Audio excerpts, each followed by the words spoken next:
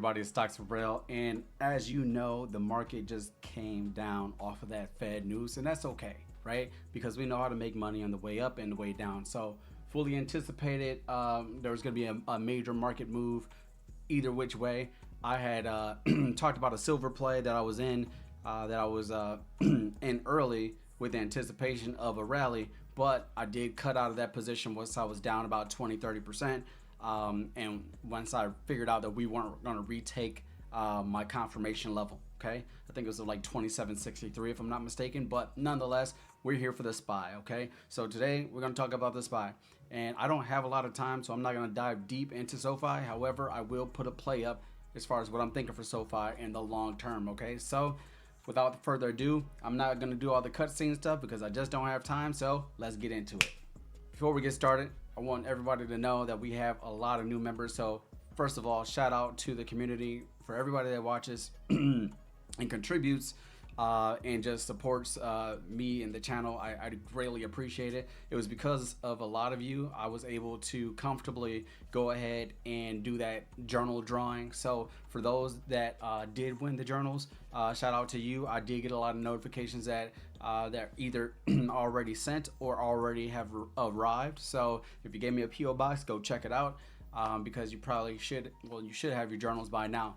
I was hoping that they got to you before Christmas, but you know, it is what it is. So new members, you got your own section or category. A lot of you guys got the journal. So again, shout out to you guys. If you guys want to see more of that, then please become a member because it helps the channel and it allows me to do more things like that for the community. So shout out to all y'all.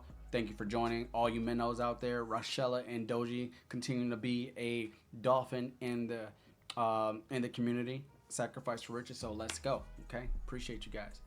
All right, moving forward, looking at the SPY. So like I said, we came down like a rock. All right. In this video, I'm touching on where the calls and puts are as far as my targets. However, just know that I will dive deeper into my levels and what I'm thinking going forward in a live stream later tonight that will be members only. I will go over the SPY, I will touch on SoFi, and then I will address any questions that many may have regarding any stocks or positions that they're in. We'll talk about whether or not you should stay in, get out, whatever. It's not financial advice or a suggestion for you to buy, hold, or sell, but I can assess the charts with an unbiased view and then just give my opinion so you can do your own due diligence and move however you need to in accordance to your portfolio. So that being said, like I said, you see the screen, the SPY down, right? Big red bars, volume increasing there, but then towards the tail end of the day you're seeing some unusual activity on Mumu. So if you look at that, you probably notice a fair amount of buys and sales. So nobody really knows what the direction is going to be.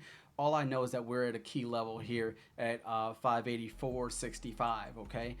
Essentially, if we maintain strength above this level, then we're likely to just rally back up, but to be determined.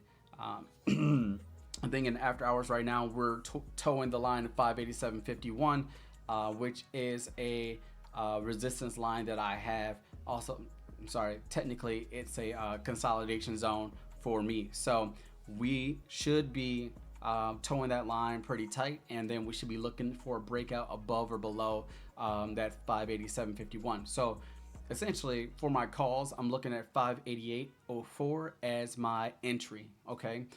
This is at a point of control or a high volume node, essentially, if you're paying attention to the volume profile.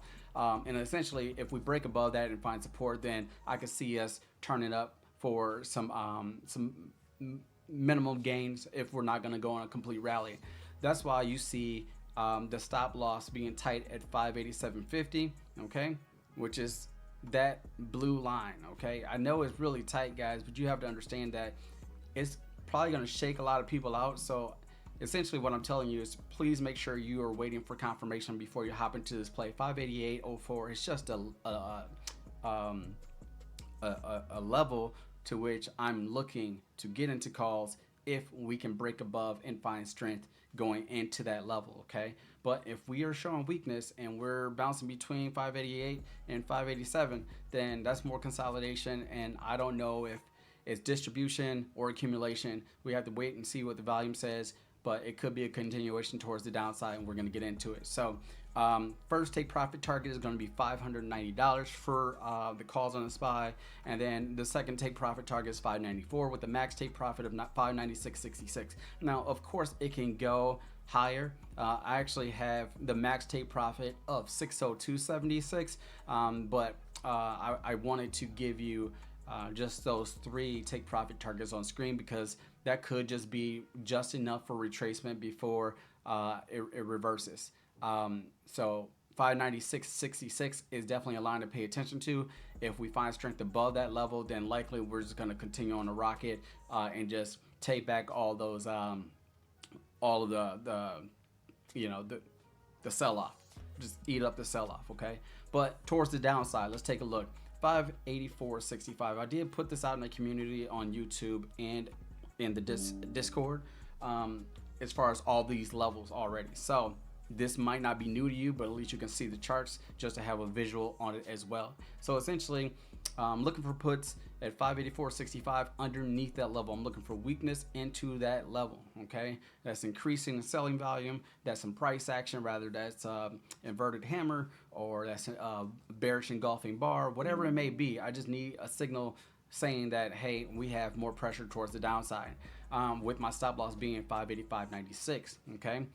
Again, when I put these stops and entries, it's not a hard entry or a hard stop, okay? If it is, I will tell you for sure, but most of these are based on momentum, volume, and price action. So just so you know, okay? First target on towards the downside is 581.67.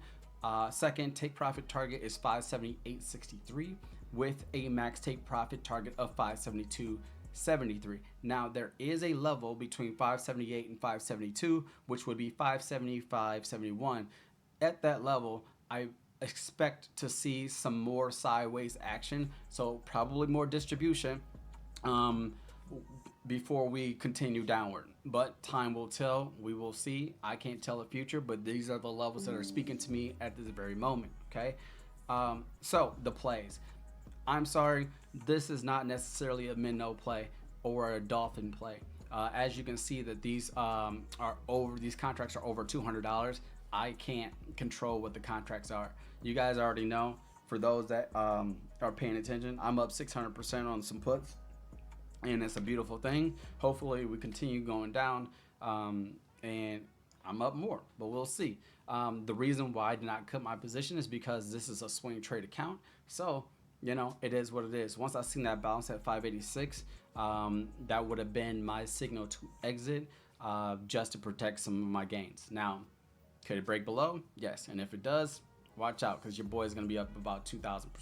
Nah, I don't know what it's going to be, but it'll probably be about $2,000 though, and that'll be pretty dope. That contract cost me about $200, so, and I'm already up. I'm up over 1,000, so that's pretty dope for one contract. Nonetheless, again, if you're a Minnow, that doesn't mean that you can't play a dolphin play or an Orca play. If you're a dolphin, that doesn't mean that you can't play an Orca or a Minnow play. These are just gauges for you guys, so you had some understanding of, you know, who this is targeting. But you do you. You're controlling your portfolio. You know what your risk management is. If this falls within the parameters of your risk management system, then by all means, here's your plays, okay?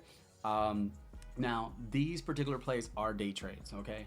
Because these expire this weekend, right? This Friday. Now, in a perfect world, if you had time, I would definitely say get contracts that expire on the 23rd, which is the Monday. That way you have a little bit more cushion, because tomorrow could just be some sideways action, and it can just Theta could eat. So you just have to make sure that you're being patient before you enter these, because these are a little bit out of the money, which means that it can eat into your pockets pretty quick. So be patient, take your time, you know you got this. All right, that being said, for all of those that are members of the channel, I will at 10 p.m. Central Standard Time, I will go over the charts. I will pull them up and I will do some Q&A. I can take a couple requests and then I'll kind of move on from there. The only reason why it's not earlier is because I have a one-on-one scheduled before that time. So your boy is just busy. So anyway, without further ado, you guys, thanks for tuning in. Please like, subscribe. Please consider becoming a member. It actually helps the channel a lot.